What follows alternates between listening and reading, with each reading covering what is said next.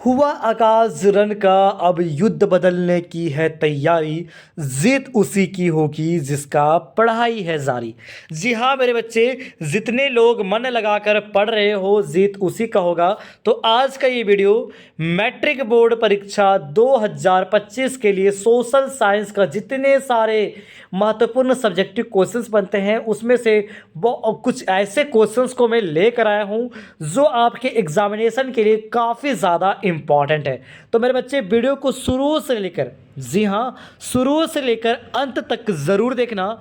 चलिए शुरुआत करते हैं क्या कह रहा है मेरे बच्चे। आप लोग वीडियो देख रहे हो इसके लिए शुक्रिया, लेकिन आपको जो स्क्रीन पे थंबनेल दिख रहा होगा ये वाला वीडियो आप लोग अवश्य देख लेना, क्योंकि मैंने ऐसे क्वेश्चंस को इसमें पिक किया हूं जो आपके होने वाले एग्जामिनेशन के लिए अति महत्वपूर्ण है। उस वीडियो से 90% क्वेश्चंस मैच कर जाएगा।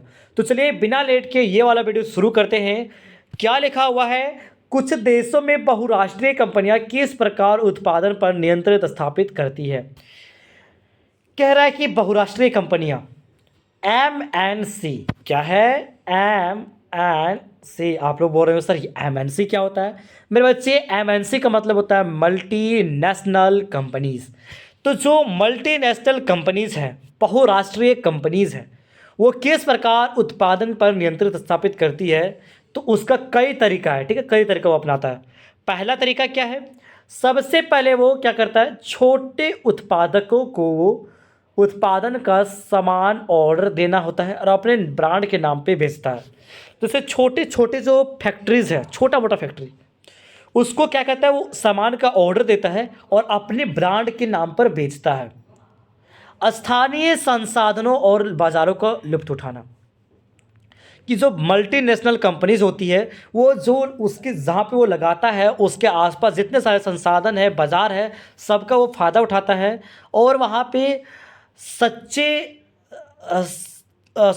सस्ते जो वहाँ पे मजदूर लोग मिल जाते हैं, ठीक है, और कच्चे माल के लिए स्थानीय कंपनियों का सहयोग करता है। बहुराष्ट्रीय कंपनियां जो होती है वो सस्ता मजदूर देखता है, ठीक है, और कच्चा माल जो होता है वो स्थानीय कंपनियों का सहयोग करता है कच्चा माल को देने में। उत्पादन बढ़ाने के लिए स्थानीय कंपनियों के साथ मिलकर काम करता है। जो वहाँ पे नज़दीक में जो कंपनियाँ होती है उसी के साथ मिलकर वो काम करता है और दूसरे देशों में नए कारखाने लगाता है। तो ये रहा कुछ देशों में बहुराष्ट्रीय कंपनी किस प्रकार उत्पादन पर नियंत्रण स्थापित करता है उसके तरीका। अब बढ़ते हैं, धारणीयता का विषय विकास क्यों महत्वपूर्ण है? ये भी सवाल आपके लिए इंपॉर्टेंट है। क्या कह रहा है? विकास के लिए धारणीयता का विकास इसलिए जरूरी क्योंकि इससे पर्यावरण और अर्थव्यवस्था दोनों का संतुलन बना रहता है। यह सुनिश्चित करता है कि आने वाली पीढ़ियों के लिए प्राकृतिक संसाधन उपलब्ध रहे। कह रहा है कि धारणीयता विषय विकास इसलिए जरूरी है क्योंकि ये बताता है इससे जो हमारा पर्यावरण है, इन्वायरमेंट है, इससे जो हमारी अर्थव्यवस्था है, दोनों का जो संतुलन है ना वो बना रहता है, बैलेंस रहता है। और यह सुनिश्चित करता है कि आने वाले पीढ़ी के लिए भी प्राकृतिक संसाधन उपलब्ध रहे। मतलब मेरे बच्चे, धारणीयता का विषय विकास बहुत ज़रूरी है। इससे क्या होता है, हमारा पर्यावरण भी बचा हुआ रहता है, अर्थव्यवस्था में भी बैलेंस रहता है और यह बताता है कि आने वाले जो पीढ़ी है, जनरेशन है, उसके लिए प्राकृतिक संसाधन क्या रहे, हमेशा उपलब्ध रहे। ये ना कि ख़त्म कर दें हम लोग।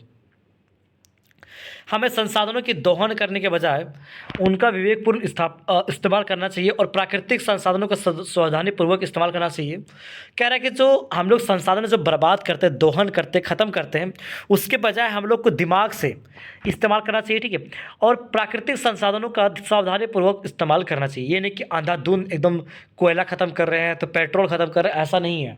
उसको सिस्टमेटिक ढंग से हम लोग को चलाना है ताकि आने वाले पीढ़ी को भी वो चीज़ मिल सके। वर्तमान की ज़रूरत को पूरा करने के लिए भावी पीढ़ी के लिए ज़रूरतों का भी ख्याल रखना चाहिए।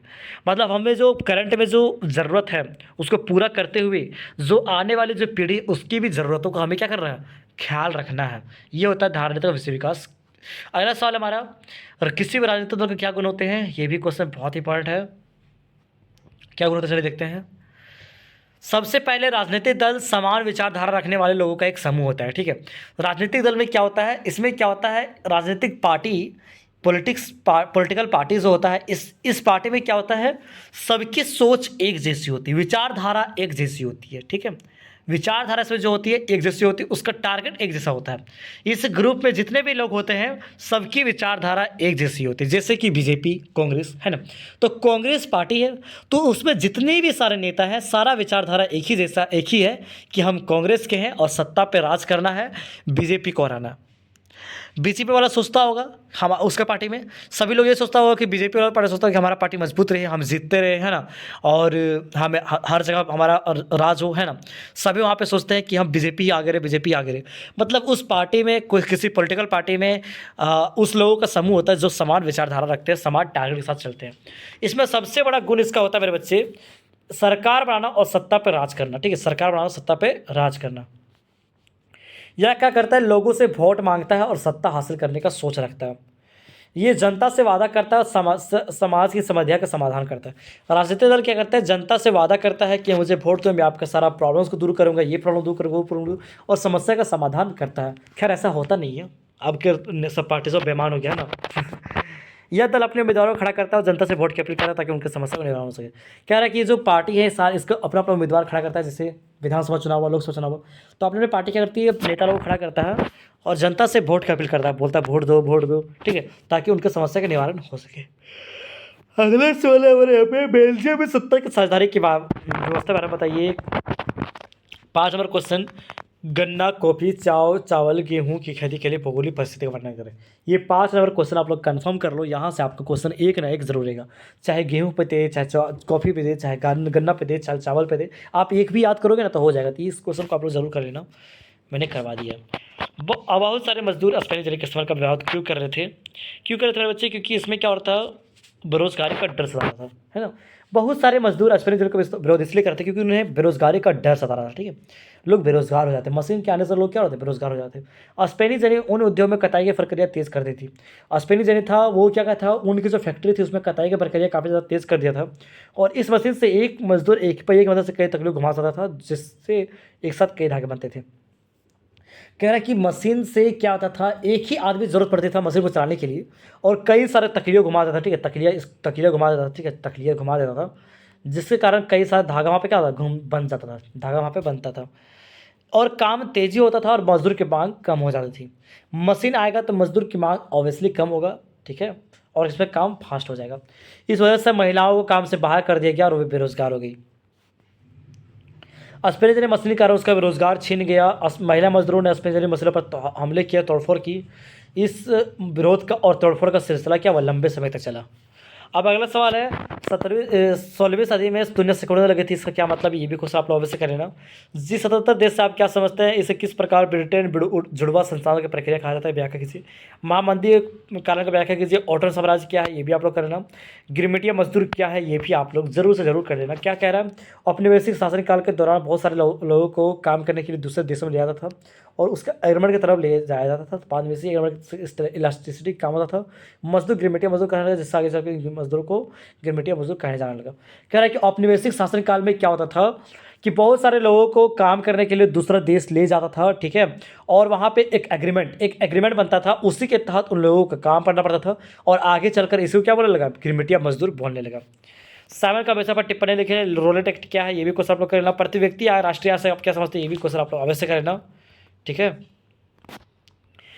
क्या कारण है कि बैंक कुछ कर्जदारों को लोन देने के लिए तैयार नहीं होते हैं। मेरे बच्चे ये भी क्वेश्चन बहुत इंपॉर्टेंट, चलिए देखते क्या है। बैंक कुछ कर्जदारों को तैयार नहीं होते, इसके कारण क्या निम्नलिखित है। क्या क्या कारण है कि बैंक जो है कुछ कर्जदार को लोन नहीं देता है। ठीक है, क्यों नहीं देता है मेरे बच्चे, क्योंकि उसके पास गिरवी रखने के लिए कोई संपत्ति नहीं होती है। मतलब बहुत सारे ऐसे लोग होते हैं जिसके पास गिरवी रखने के लिए संपत्ति नहीं होती है। ठीक है, गिरवी रखने के लिए कुछ क्या होता है, सोना गिरवी रख देते हैं बैंक को। ठीक है, क्या मुझे पैसा दे दो। कुछ बोलता है कि मेरा ये ज़मीन गिरवी रख लीजिए लेकिन मुझे पैसा दे दीजिए, जो जिसको ज़रूरत पड़ता है। लेकिन कुछ लोगों के पास कुछ भी नहीं होता है, तो ऐसे लोगों को लोन बैंक नहीं देता है। कुछ लोग इस अवस्था में नहीं होते कि लोन का भुगतान कर सके। कुछ लोग ऐसा सिचुएशन में नहीं होता है कि लोन को पे कर सके। कुछ लोग पहले से उधारी के पंजों में झगड़े हुए होते हैं, जिसका इसलिए बैंक उन लोगों को लोन देना नहीं चाहता। कुछ लोग क्या होता है कि पहले से ही उधारी उसके पास बहुत है, जिसके कारण बैंक उन्हें लोन देना नहीं चाहता। अगला क्वेश्चन आप लोग यहाँ पे स्क्रीन पे देख सकते हैं, क्या लिखा हुआ है, बेल्जियम में सत्ता की साझेदारी की व्यवस्था के बारे में चर्चा कीजिए, राजनीतिक दलों की संख्या का सामने चुनौतियाँ है। ये भी क्वेश्चन आप लोग जरूर करेंगे। लोकतंत्र को सबसे अच्छा शासन व्यवस्था क्यों कहा जाता है, बहुउद्देशीय परियोजनाओं के बारे में लाभ और हानि को लिखें, वस्तु विनिमय को परिभाषित करें, खादर और बांगर में क्या अंतर है, ये भी आप लोग जरूर से जरूर कर लेना। अब मिलते हैं किसी ने वीडियो साथ, तब तक के लिए बाय बाय। और मेरे बच्चे वीडियो को ज़्यादा से ज़्यादा शेयर आप लोग कर देना, ठीक है, शेयर आप लोग करते नहीं हो। बाकी आप मुझे इंस्टाग्राम फॉलो कर सकते हैं, डिस्क्रिप्शन उसका लिंक मौजूद है। Thank you so much.